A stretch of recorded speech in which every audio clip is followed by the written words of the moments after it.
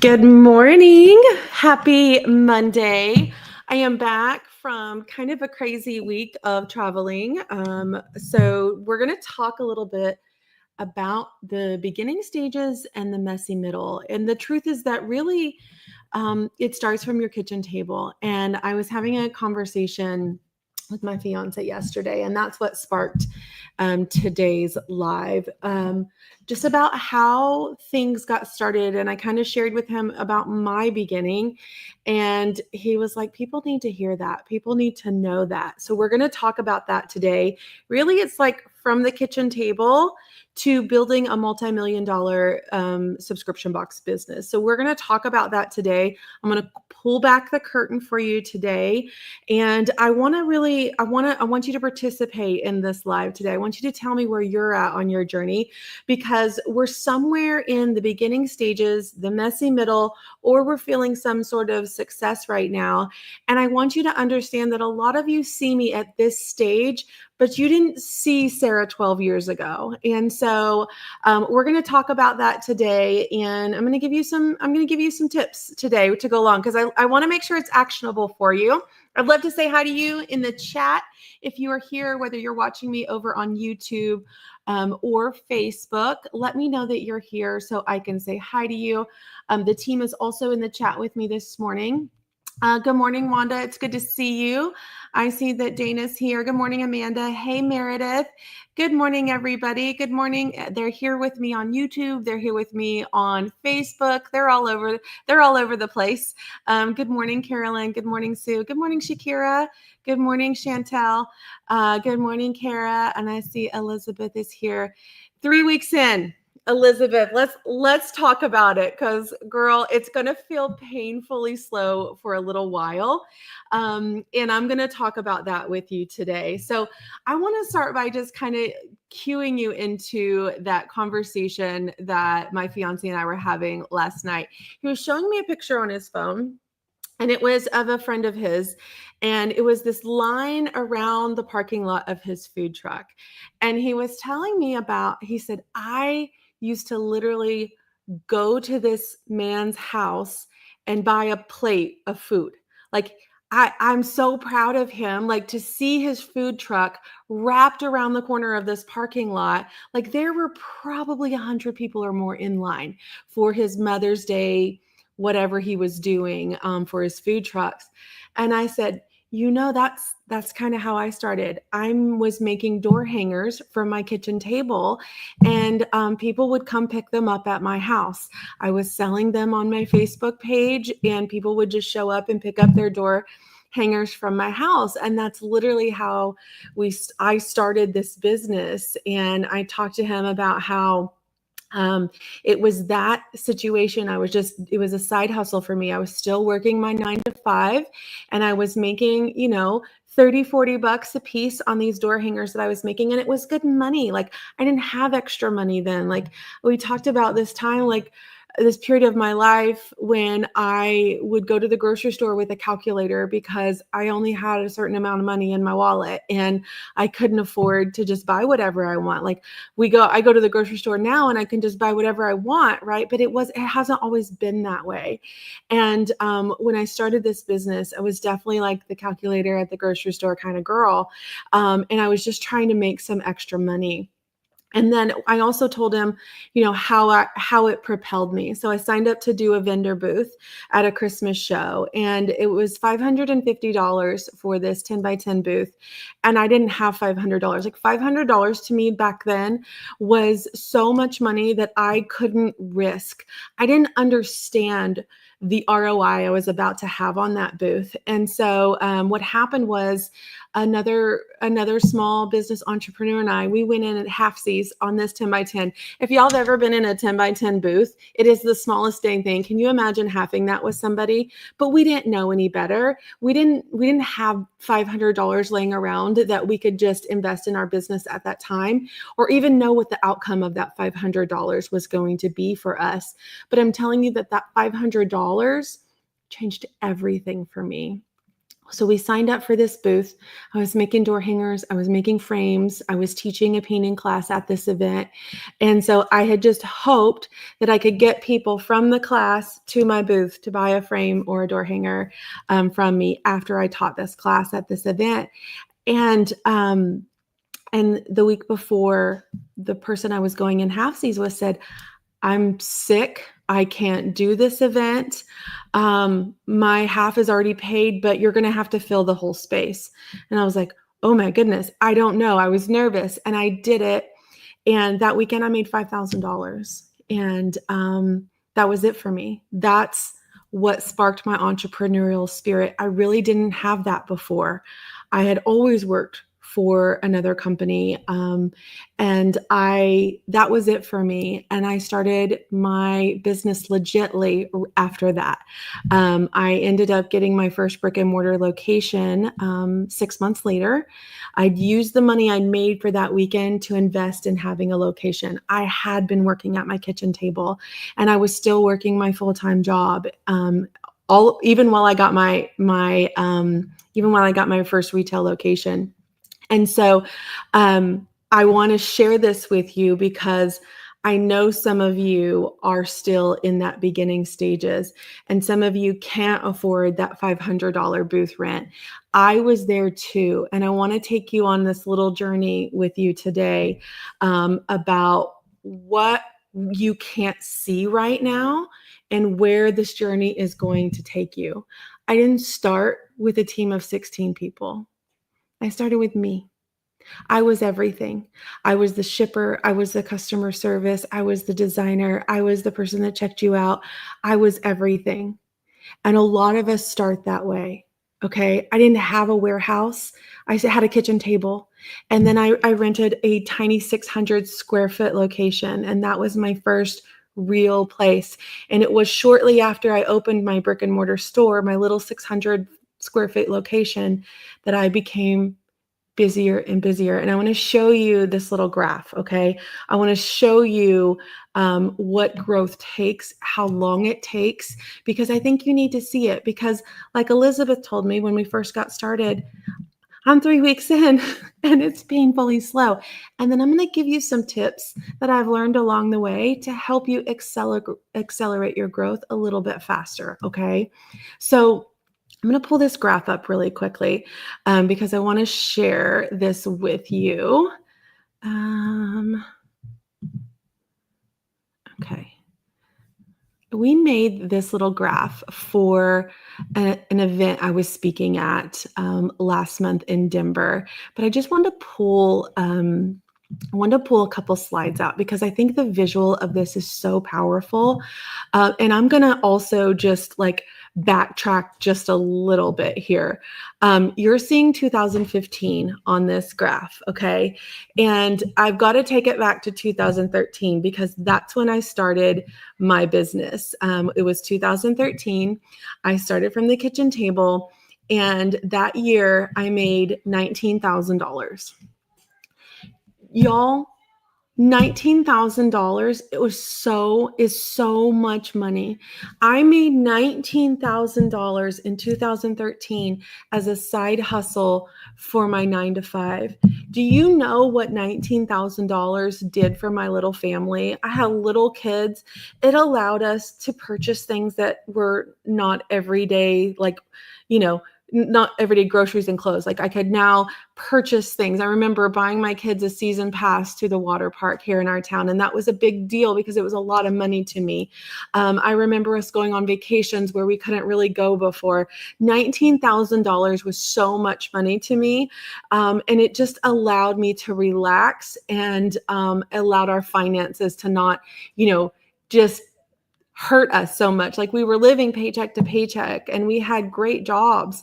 But it was just one of those things that you get in this rat race of living paycheck to paycheck. So $19,000 to me, my first year of business, had me hooked. That included that $5,000 I told you I made in that one weekend. So for the rest of that year, I only made $14,000. And then I made that $5,000 in a 3-day time period. And I was like, okay, something is here. I can do this. 2014 is also not on this graph. In 2014, I made $32,000. I'm still working my full-time job. I'm side hustling it. I'm working at night after the kids go to bed. I'm working on the weekends. Sometimes I would get up early in the morning before the kids would go to school, and I would work for a few hours, get them ready for school, get them to school, change, and get ready for my 9 to 5. But I was hustling, and I was dedicated, and I was self-motivated, and I did $32,000 in 2014. And then 2015 happened, and this changed for me. I've got the brick and mortar store open now. I opened that in mid 2014. I called it a closet. It was so tiny. Like, do you even understand what 600 square feet is? It's not much. And so I paid like $500 in rent and opened that store, and I was my only employee. So if I went to grab lunch, or if I had to go to the bathroom, or if I needed to pick my kids up from school, we were closed. And that's how I ran that business. And it was fine, and it was great. And then 2015, I made $75,000. And that was more than I was making at my 9 to 5. And that's when I knew, okay, I've tested my idea. I've made income from my idea. Now my idea has made more revenue than I make in a year at my 9 to 5 job. And it's time for me to go all in. 2016 comes along, and I open a bigger brick and mortar. I open up a 4,000 square foot brick and mortar store, and I almost double my revenue at this point. And so you can see right here that I did $142,000. But now you're looking at, I have a lot more costs. So there's a ton of overhead. Wanda said, is that cost or profit? This is just revenue totals, okay? I'm highly profitable when I'm working off my kitchen table. And that was something that I had to really adjust when I went to the brick and mortar, because now I have this overhead expense. Now I have rent. Now I have utilities. Now I have all of this going on. And I didn't have that when I was working off the kitchen table, but I also needed the space, because my business grew from the kitchen table down the hallway into the kitchen, into the formal dining room, which turned into an art studio. And so it was outgrowing my house at that point. So now I have a bigger brick and mortar store. I have lots of costs. Like, I probably 5x, 10x my cost in 2016, my overhead costs. So that 142,000 looks really good on paper, but I have a lot of costs involved now. And now I have an employee that I'm having to pay regularly. And so this was really a challenging year. I feel like I was profitable and I had a lot of money in my pocket, and now my cash flow is really dipping because I have all these extra expenses with growing the business. And so then in 2017, I decided this is the year I'm going to start my subscription box. Okay. So this revenue here is from my Etsy shop and my brick and mortar store. That's all I had. I didn't even have a website at this point. And so in 2017, I decided I'm going to start my subscription box. And I do that in April of 2017. And that generated another $64,000 in revenue on top of my store sales. My store sales are growing. And it's really awesome, because most of my subscribers at this point are local subscribers. So they're coming into my brick and mortar shop to pick up their box, and they're also spending money in my brick and mortar. Do you see how I go from 142,000 to 221 in that next year, just in my store sales?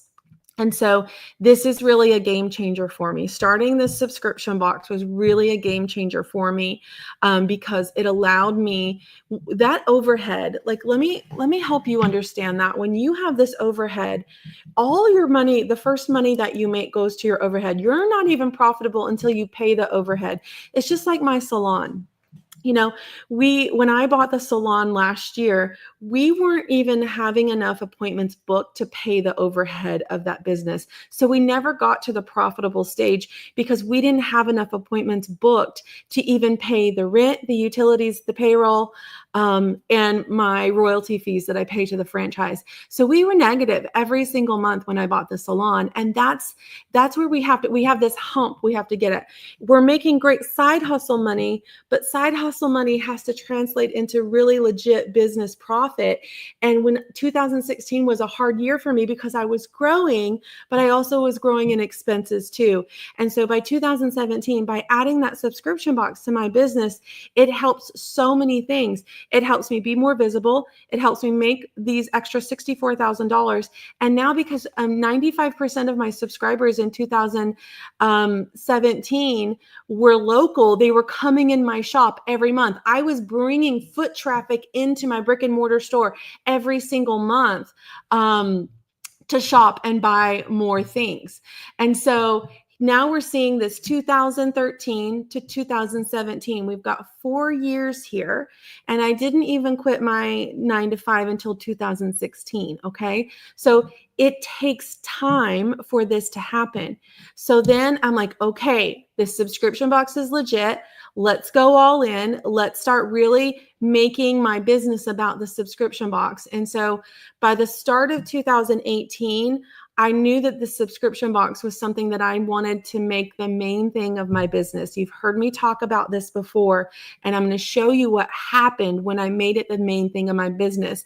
And this was something that my my business mentor had told me. He's like, if you want that reoccurring revenue to be the main thing in your business, you have to make it the main thing in your business for it to become the main thing. I can't just keep operating like I have a local brick and mortar store and this cute little subscription box is kind of the side thing. I have to treat the subscription box like it's the main thing, and I just happen to put it together in my brick and mortar store. And so that changed my mindset. I was advertising locally. I was talking about the things in the store locally. Well, that was hurting me because I wasn't able to grow online because people saw me as a local store. I needed to be seen as countrywide. I needed to be seen all over the country.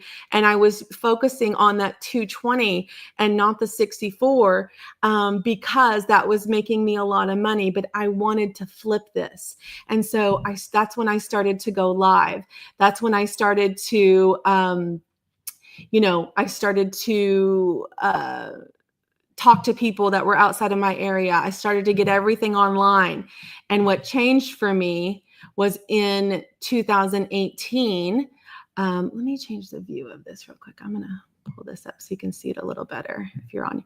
What changed for me was now my subscription box became the main thing of my business, and it outperformed my retail store in 2018. You can see that it shifted. I did $187,000 in subscription box sales. I did $164,000 in retail sales.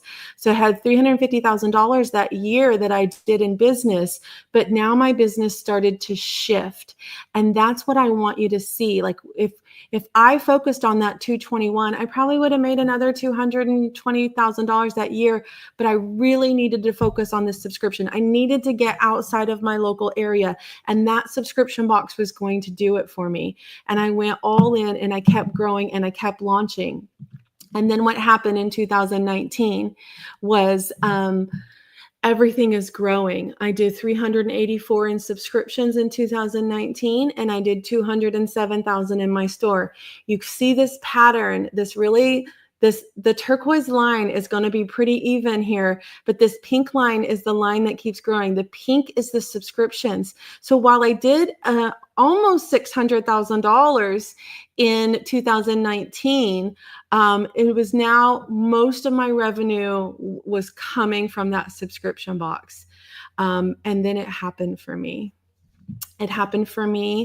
And it exploded. But I want you to see, before I show you the explosion, I want you to see how long it took me to get there. And it's okay that it took me that long to get there. It is not overnight success.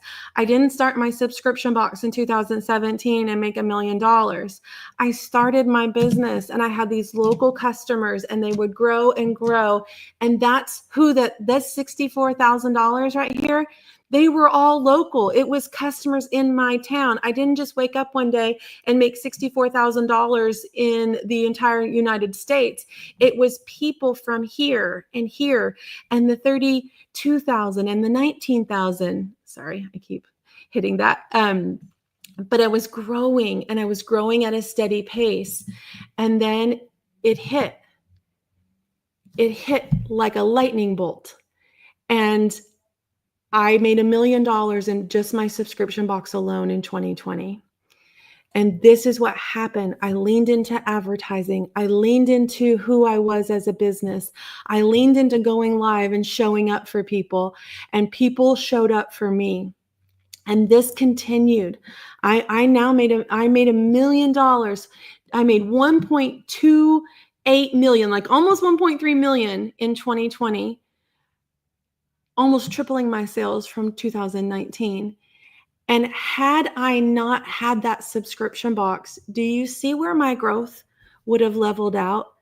Around that $200,000 to $240,000 is all I was ever going to do from my brick and mortar, because that was all I was ever going to reach. My reach with my subscription box became substantial. And that's what I'm trying to share with you today. We have to keep building. And once you shift your mindset to making the subscription box the main thing in your business, it's going to become the main thing in your business. And if you want that reoccurring revenue to keep growing, you have to keep growing. You have to keep evolving. You have to keep learning. You have to keep marketing. You have to keep trying new things. You can't get stuck. If I got stuck with just selling my subscription box to my local audience like I did in 2017, I would have never had the growth that I had in 2019 and 20. And so it didn't happen overnight. It took me 7 years to have my first $1 million year. It took me a long time, but I never gave up. I always felt like, okay, there's another way, there's another path, and you'll see this evolution within your own self. But for me, I told you I was making frames and door hangers. My subscription box has neither in them. I started somewhere, and I kept learning what my customers want, and I kept pivoting what my customers wanted, and I kept figuring out what gap there was in the market and what I could fill. And that's how I became successful with this. And I go on, and I make $1 million a year for multiple years. But it starts with that $19,000 that I made. That's $5,000 that I made in that one weekend sparked something in me that I could never get rid of. And if you've not had that spark for you, I want you to know that it's coming, and it's going to take time, but you have to take those opportunities.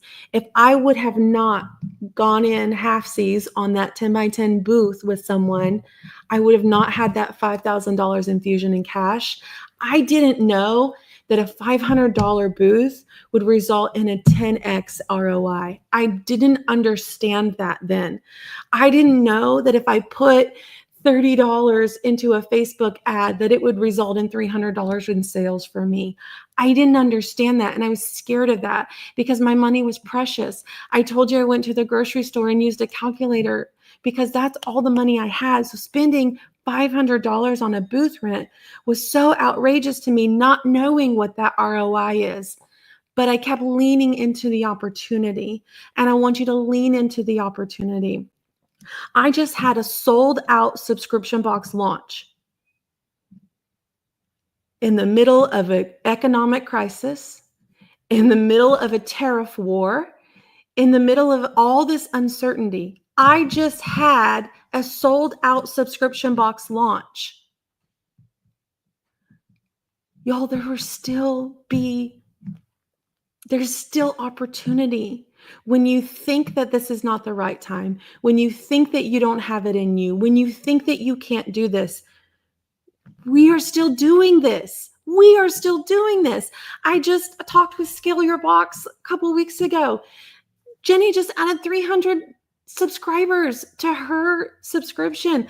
Like Betsy just added, 100 subscribers to her subscription. Like, we're still growing because we never gave up, because we don't look at what's happening in the world and saying, I can't do this. This isn't the right time. Maybe I shouldn't be launching right now. You absolutely should be launching right now, because you know what? There's a whole pool of people right now pulling back as business owners. And that means we need to be pushing forward. If you're at the beginning stages, like Elizabeth, yes, I'm saying you need to be more patient. It's going to come, but you have to allow the opportunity for it to come. It's not going to come if you sit on your heels. Someone's not going to knock on your door and say, hey, will you make me a subscription box? You have to put yourself out there, and you have to keep growing, and you have to keep testing, and you have to keep experimenting, and you have to keep fighting through all the negativity that's popping in your head about, can I do this? Am I worthy of this? This is too hard. It started with that $19,000. How many of you here in the chat would $19,000 change your life right now? It was life-changing to me. And I think that we tell ourselves, I can't make 19,000 extra dollars, Sarah. That doesn't seem possible. It didn't seem possible for me either. But I just did it $40 at a time. And that $40 allowed us to eat out one night. That $40 allowed me to buy a little something extra at the grocery store. That next $40 allowed me to put some more gas in my car. And it starts with that $40 purchase. And when you do it with reoccurring revenue, like I showed you on my chart, it compounds, because I'm not having to chase that one-time $40 sale anymore. That $40 sale is hitting my bank account every single month. I have to sell it one time, and it keeps coming back. Like, oh, how did that happen? I got it again. Oh, and they gave it to me again. And here I am on month 17, and I got it again. And that's what's possible. Businesses right now, without reoccurring revenue, are struggling, because showing up and selling the things one time and one time and one time and one time is hard, and it's costly right now. But selling your subscription one time and nurturing them and retaining them and giving them a great experience is what I'm talking about. And that 19,000 turned into $1 million in 7 years. And it's life-changing for me. I just got back from a week of traveling to California and Mexico. And I think about, the flights and the meals and the things like that. And it's all work-related for the last week. I wouldn't have been able to afford that without my subscription box, without that reoccurring revenue. I wouldn't be able to just jump on a plane and make last-minute flight decisions and eat wherever I want to. I would still be the girl with the calculator at the checkout. It's life-changing. It gives you time freedom. It gives you location freedom. It gives you financial freedom, but it takes time. And I want to encourage you to keep going. And if it's the first $40, talk about the next to get to the first $400 or the first $4,000 or the first $40,000. Don't think about the first 4 million. Think about a more doable number, because when you think about 4 million, that feels really hard and undoable. But if I think about, how do I get to 4,000 this month? How do I get to 4,000 in 3 months? How do I get to 14,000 by the end of the year? You start doing the subscription box math. How many boxes a month does it take? Let's just do some math. If I wanted to get my first 14,000 and I had a $40 subscription box, that's 350 boxes. That's 29 boxes a month. And no, that's not all profit. And this was not all profit to me. It was revenue. Get to that 29 subscribers. How many of you believe I can grow by 29 subscribers a month in the next 3 months? If you believe that, tell me in the chat. I believe that. I can get 29 more subscribers in the next 3 months. And if you wake up with that goal of, okay, I got to get 29 subscribers in the next 3 months. That's about 10 subscribers a month. And then I got to keep them. I'm going to try to get 12 a month. That's my goal. How do I get 12 subscribers this month? That's what you have to focus on. Don't focus on the million. Focus on the 29. Focus on the 12. Let's get going. I just focused on them 1 subscriber at a time, 50 at a time, 50 at a time. That's what I focused on to get from 0 to 1 million. We can do this. We can do this now. We could do this back then. We can do this tomorrow. People are still buying. All right? People are still buying. So that's my encouragement for you today. Success did not happen overnight for me or most anyone in this room right now. If you're at the beginning, if you're somewhere in the messy middle, maybe you're at that cash flow where you want to grow, but all your cash flow is gone like I was in 2016. We just have to keep going to get over that hump. Get to those first 29 subscribers, then get another 29 subscribers, and then get another 29 subscribers. And that reoccurring revenue is going to keep building for you. All right. I want you to have a great day. I want you to think about this, and I want you to do some math. Put your goal, your financial goal, on a piece of paper and do the subscription box math. How many boxes do I need to reach this number goal? And let's start dipping that out. Let's start dividing that out, dissecting it, and start getting 1 subscriber at a time. We're going out. I don't know. Let me show you no judgments on my messy office desk / all the things. May boxes are heading out the door right this week from my sold out launch. In the middle of this economic weirdness, in the middle of a tariff war, in the middle of uncertainty. If I can do it, you can do it too. All right. Y'all have a great week, and I'll see you soon.